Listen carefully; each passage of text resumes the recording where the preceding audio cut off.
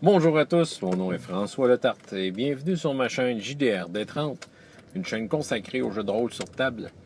Puis une vidéoliste qui sera peut-être pas ma plus convaincante, parce que je vais répondre à une question que je crois pas être super qualifié pour y répondre. Je vais comme juste partager mon expérience. Roger, qui me suit sur ma chaîne, m'a posé cette question suivante. C'est quoi les bénéfices que le jeu de rôle peut apporter à des clientèles de joueurs, qui peuvent être des autistes, peut-être du monde avec des problématiques de santé mentale, physique, sociale, OK. Roger, c'est sûr qu'il me suit, puis il a vu bien gros de mes vidéos, fait qu'il sait que des fois, ça arrive que je fais appel, que j'ai affaire à des clientèles de joueurs atypiques, si on veut. Ça peut arriver souvent. Ceux qui m'ont suivi, on savent que j'avais un groupe en alphabétisation qui, eux autres sont regroupés sous un même projet, mais au sein de ce projet-là, les gens avaient toutes sortes de problématiques. Moi, je ne suis pas un expert pour diagnostiquer les différentes problématiques que ces gens-là pouvaient avoir ou pourraient avoir, tu sais. C'est ça. Mais j'ai quand même eu affaire à ce type de clientèle-là, puis peut-être par la bande, le fait de jouer avec des enfants, les enfants, théoriquement, n'est pas une clientèle atypique. Mais en même temps, c'en est une. Parce que, tu sais, la plupart du monde qui décide de se lancer dans le jeu de rôle, c'est rare qu'ils se disent en partant, yes, on va faire ça avec des enfants. Tu sais, d'habitude, ils vont vouloir se faire plaisir avec des thématiques qui vont leur plaire, puis qui vont vouloir partager avec des gens qui sont capables de recevoir la maturité de ces thématiques-là. Et c'est rarement des enfants.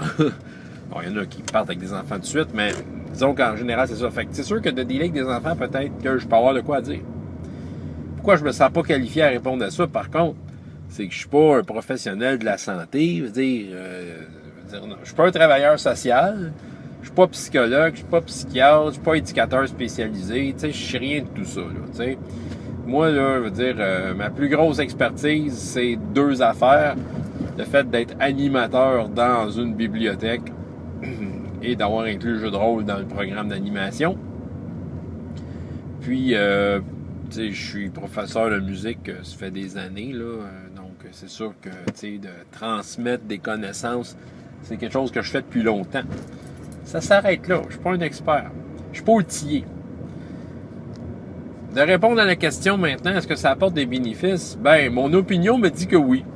C'est sûr. Je pense que tous les rôlistes le savent. Dire les bénéfices du jeu de rôle. Dire quelqu'un qui s'embarque dans le jeu de rôle va stimuler son calcul mental, va stimuler ses interactions sociales, son comportement avec d'autres, va stimuler son imagination. Il y a plein de places qui vont être stimulées, puis qui... C'est ça, tu sais, à quelque part, ça fait du bien, OK? Fait que je pense que même une clientèle plus difficile peut bénéficier de ça.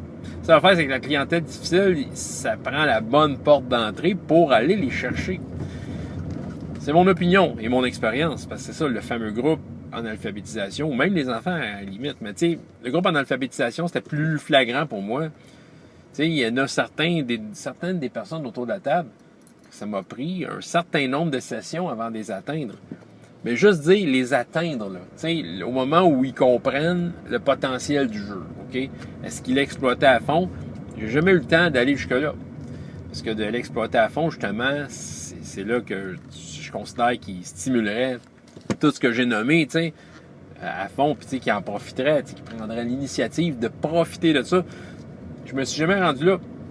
Probablement que si j'étais un expert, que j'aurais une certaine qualification pour dealer avec différents types de personnalités, j'aurais peut-être les outils pour aller dans la bonne porte d'entrée puis d'aller chercher ces gens-là plus rapidement. Pour aller chercher les bénéfices. Donc, quelqu'un qui est outillé, qui sait ce qu'il fait, puis qui utilise le jeu de rôle, je crois que ça peut avoir ces avantages-là pour toutes les raisons que j'ai dit.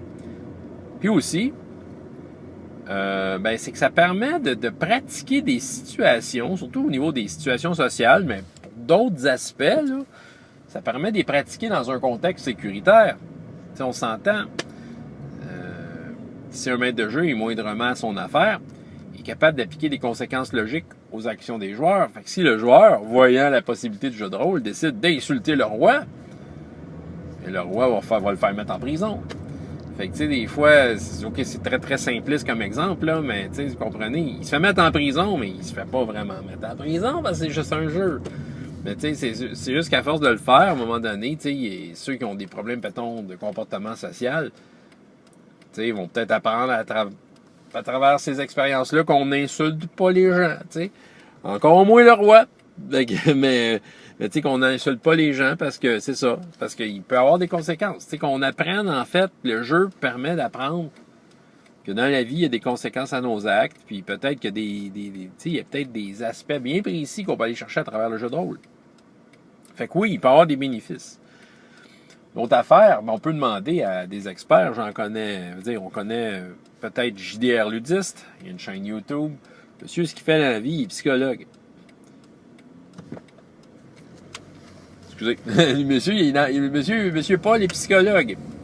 Et il utilise le jeu de rôle en thérapie. Donc, si c'est utilisé en thérapie, c'est clair qu'il y a des bénéfices. Je sais pas si c'est client. Je sais pas si c'est clientèle. C'est des gens avec des problématiques là, un peu particulières. Peut-être que oui, peut-être que non. Mais reste que bon, lui, dans ses cliniques, il le fait. Je sais qu'il y a des travailleurs sociaux que j'ai entendu dire qui en font. Ils le font avec des enfants, tout ça. Puis, fait que le jeu de rôle est utilisé en clinique, parce qu'il y a de quoi aller chercher là.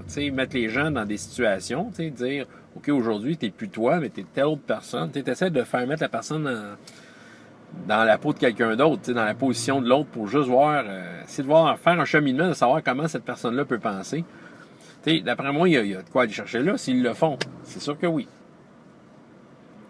Et finalement, je dirais, pour répondre à la question, pour les bénéfices, ce serait peut-être de faire des recherches sur de la littérature ou des articles ou des vidéos. Je pense, moi j'ai vu un moment donné un gars sur YouTube, je me rappelle pas de la chaîne, c'était en anglais.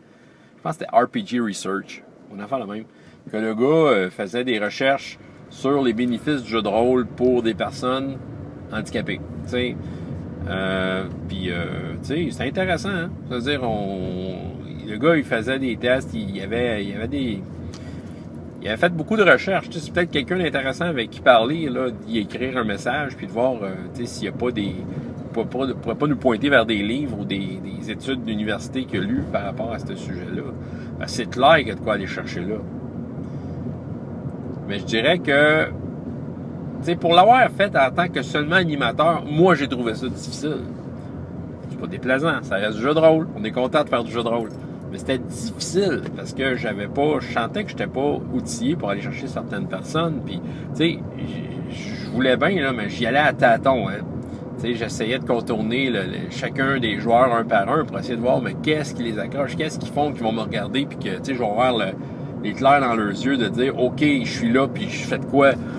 Ça a été difficile. Certains, ça a été plus facile, mais donc, ceux qui ont vu la vidéo ont plus de détails, mais certains joueurs, c'était difficile à les chercher, puis ça a été juste à la fin que je commençais à comme gratter l'écorce, là, tu sais.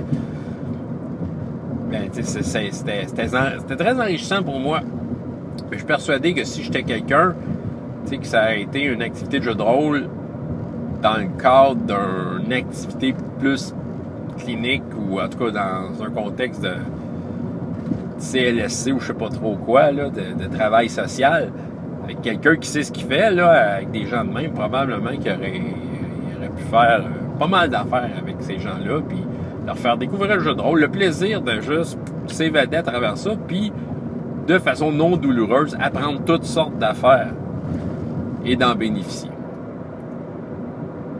C'est la réponse que j'ai pour toi, mon Roger, aujourd'hui. J'espère que ça t'a plu.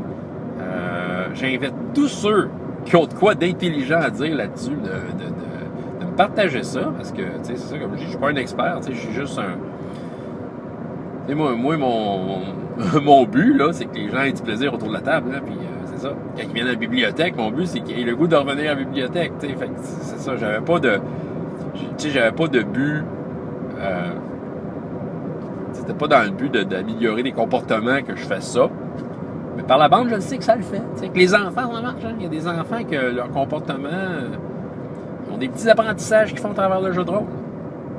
Puis je suis content que ça leur arrive. Puis je suis content qu'ils le fassent dans un contexte où c'est plaisant. Voilà. François Letarte, JDR des 30, et jusqu'à la prochaine fois, ayez autant de plaisir dans la vie que dans les jeux. Au revoir.